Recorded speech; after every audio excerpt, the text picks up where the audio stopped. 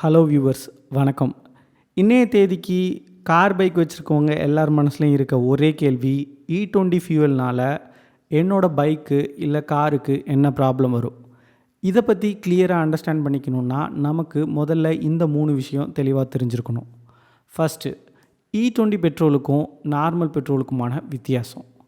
ரெண்டாவது, ஃபியூல் சிஸ்டம்னா என்ன, அதில் என்னென்ன காம்போனன்ட்ஸ் இருக்குது.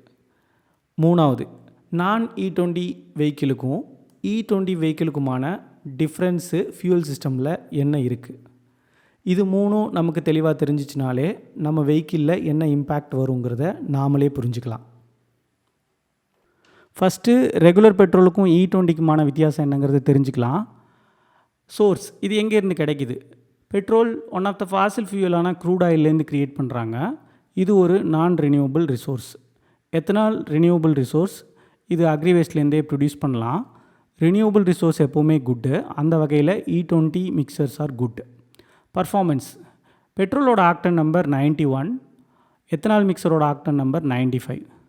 ஹையர் ஆக்டன் நம்பர் எப்போவுமே குட்டு. அந்த வகையில் E20 mixtures are good for engine.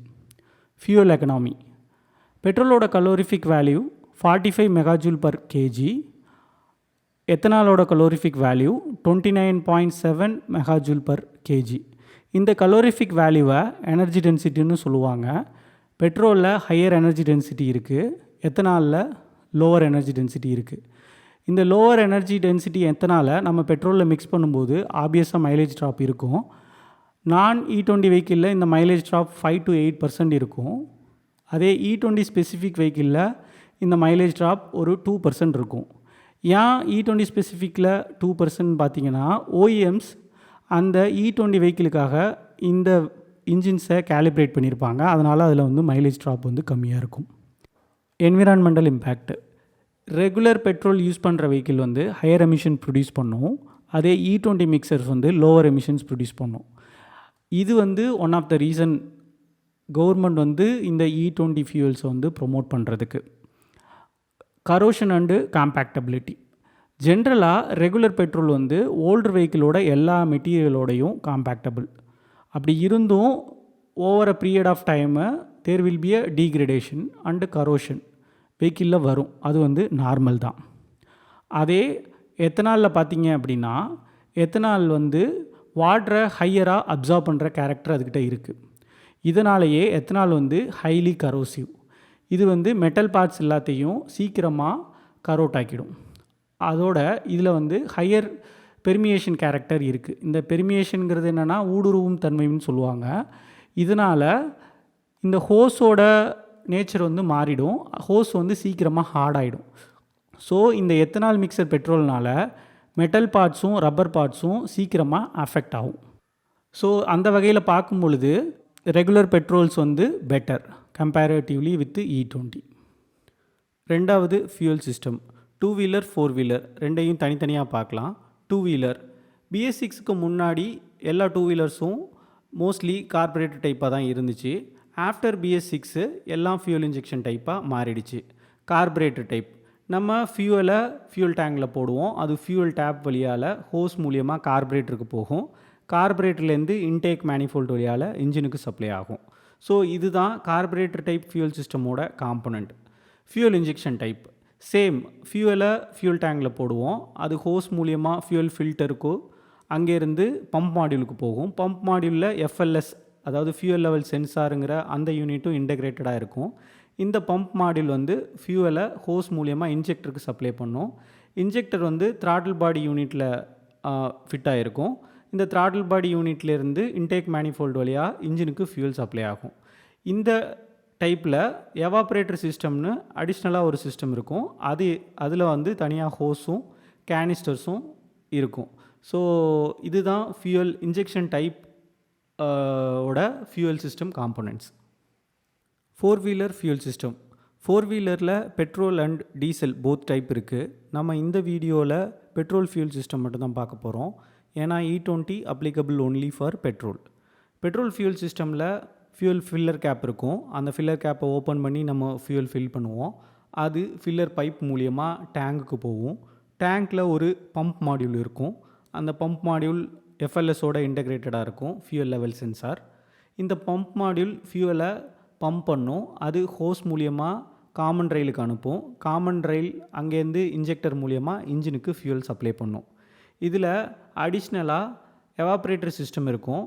இந்த எவாப்ரேட்டர் சிஸ்டம் என்ன பண்ணும் அப்படின்னா, ஃபியூவல் டேங்கில் இருக்க வேப்பரை ஒரு ஹோஸ் வெண்ட் லைன் மூலியமாக கேனிஸ்டருக்கு வந்து அனுப்பும். கேனிஸ்டருக்குள்ளே ஒரு சார்கோல் இருக்கும். இது ஃபியூவல் வேப்பரை வந்து அப்சார்ப் பண்ணி வச்சுக்கும். அது ECU கொடுக்குற சிக்னலுக்கு ஏற்ற மாதிரி பர்ஜ் லைன் மூலியமாக அதில் ஒரு வால்வ் இருக்கும். அது அந்த ஸ்டோர்டான வேப்பரை அது பீரியாடிக்காக ECU கொடுக்குற சிக்னலுக்கு ஏற்ற மாதிரி அது இன்ஜினில் மிக்ஸ் பண்ணிடும் டைம் பீரியடில், ஒரு சர்டன் டைம் பீரியடில். ஸோ இதுதான் எவாப்ரேட்டர் சிஸ்டம். ஸோ இதுதான் டோட்டலாக 4 வீலரில் இருக்கிற ஃபியூவல் சிஸ்டமோட காம்போனன்ட்ஸ். மூணாவது வெஹிக்கிள் டிஃப்ரென்ஸ். நான் E20 வெஹிக்கிளுக்கும் E20 வெஹிக்கிளுக்கும் உள்ள டிஃப்ரென்ஸை நம்ம பார்க்கலாம். மெயினாக E20 ஃபியூவல் இன்ட்ராக்ட் பண்ணுற ஃபியூவல் சிஸ்டமோட டிஃப்ரென்ஸை தான் நம்ம பார்க்க போகிறோம். நம்ம ஏற்கனவே சொன்னபடி E20 பெட்ரோல் மிக்சர்னால் மேஜராக மெட்டல் அண்ட் ரப்பர் பார்ட்ஸ் தான் அஃபெக்ட் ஆகும். அதுபடி நான் E20 2 வீலர் 4 வீலரில் ஃபியூவல் டேங்க், ஃபில்லர் பைப், சில பிராக்கெட்ஸ், அப்புறம் ராட் எல்லாம் வந்து மெட்டல்ஸில் இருக்கும். ஹோஸு, சீல்ஸு, ஓரிங் எல்லாம் வந்து ரப்பர்ஸில் இருக்கும். இந்த மெட்டீரியலை யூஸ் பண்ணுற காம்போனண்ட் அண்டு அதோட அசம்பிளிஸ் எல்லாமே E20 ஃபியூவல் மிக்சர்னால் அஃபெக்ட் ஆகும்.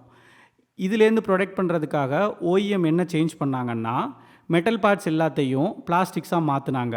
பிளாஸ்டிக்ஸாக மாற்ற முடியாத பார்ட்ஸ் எல்லாத்தையும் ஸ்டெயின்லெஸ் ஸ்டீலாகவும் அலுமினியம் மெட்டீரியலை யூஸ் பண்ணி மாற்றினாங்க. இந்த அலுமினியமும் ஸ்டெயின்லெஸ் ஸ்டீலும் ஹை கரோசிவ் ரெசிஸ்டன்ஸ் உள்ள மெட்டீரியல்ஸு. இது இல்லாமல் ரெகுலர் ரப்பருக்கு பதிலாக ஹை கிரேட் ரப்பர்ஸ் போனாங்க. இந்த ஹை கிரேட் ரப்பர் வந்து ஹையர் பெர்மியேஷன் ரெசிஸ்டன்ஸை வச்சுருக்கோம். இதனால் ஹோஸ் ஹார்டாகிற ப்ராப்ளம் வந்து இருக்காது. இந்த சேஞ்சஸ் எல்லாம் பண்ணி தான் OEM E20 காம்பேட்டபிள் வெஹிக்கிள்ஸை மேக் பண்ணுறாங்க. இப்போ நம்ம ஃபைனல் கன்க்ளூஷனுக்கு வருவோம். E20 பெட்ரோல்னால் நான் E20 வெஹிக்கிளுக்கு மெட்டீரியல் சம்மந்தமான இஷ்யூஸ் இருக்குது, ஃபியூவல் எக்கனாமியில் இஷ்யூஸ் இருக்குது, பர்ஃபார்மன்ஸில் எந்த இஷ்யூஸும் கிடையாது. மெட்டீரியல் இஷ்யூ ஷார்ட் டர்மாக லாங் டர்மான்னு கேட்டிங்கன்னா லாங் டர்ம் தான். ஃபஸ்ட்டு 5 இயர்ஸ் உங்களுக்கு எந்த ஃபங்க்ஷனல் இஷ்யூவும் மோஸ்ட்லி இருக்காது. நீங்கள் மேபி ரெட் ரெஸ்ட் மாதிரியான காஸ்மெட்டிக் இஷ்யூஸை நீங்கள் எக்ஸ்பீரியன்ஸ் பண்ணலாம்.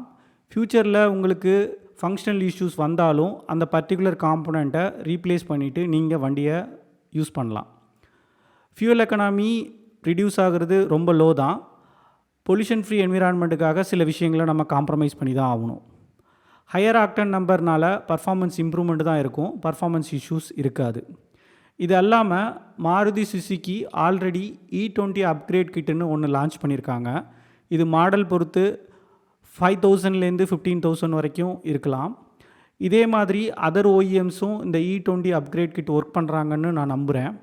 ஸோ நீங்கள் ஃப்யூச்சரில் உங்களோட பிராண்ட் அண்ட் மாடலுக்கு ஏற்ற மாதிரி E20 அப்கிரேட் கிட்டு உங்களோட சர்வீஸ் சென்டர்ஸில் அவைலபிள் இருக்கும். நீங்கள் அதை ஃபிட் பண்ணிக்கலாம். அதுக்கப்புறம் நீங்கள் இந்த ஃப்ளெக்ஸ் ஃபியூவல்ஸை அந்த E20 அப்கிரேட் கிட்டை வச்சு நீங்கள் நார்மலாக உங்கள் வெஹிக்கிளை யூஸ் பண்ண முடியும். That's it guys. Thanks for watching.